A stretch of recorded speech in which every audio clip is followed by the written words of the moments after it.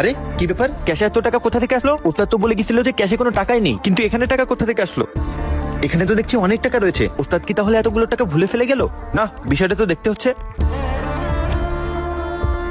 কাকা, ওস্তাদ আমাকে ক্যাশে চাবিটা দিয়ে বলে গেছিল যে ক্যাশে কোনো টাকা নেই, কিন্তু আমি কারের বিলটা রাখতে যে দেখি ওখানে অনেকগুলো টাকাই রয়েছে, আর ওস্তাদ মনে হয় ভুলে টাকাগুলো রেখে গেছে। এখন এই টাকাটা কি করবো বলেন তো? ওই টাকাগুলো আমাদের ভাগ্যে আছে, চলো আমরা দুজন মিলে টাকাগুলো ভাগ করে নি। তুমি উস্তাদের বলবো না, আমি উস্তাদের বলবো না, উস্তাদ জানতেই পারবে না।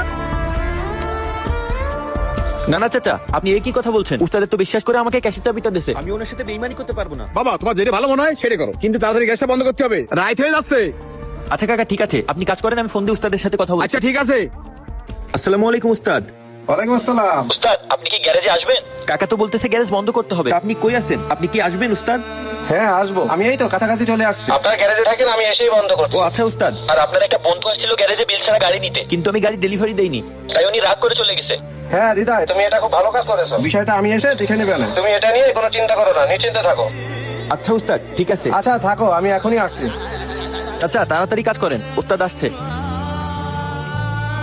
এই যে কাকা, জি উস্তাদ বলেন। ওই গ্যাসের পাইপটা ঠিক মতো তাড়াতাড়ি লাগান। আচ্ছা উস্তাদ, ঠিক মতো লাগাচ্ছি। হ্যাঁ তাড়াতাড়ি কাজ শেষ করেন, গ্যারেজ বন্ধ করতে হবে। আর কালকে সকালবেলা এসে এই গাড়িটা ডেলিভারি করে দেবেন। আচ্ছা উস্তাদ ঠিক আছে। আচ্ছা কাজ করেন। ঠিক আছে উস্তাদ, ঠিক আছে। হ্যাঁ হৃদয়, কি অবস্থা?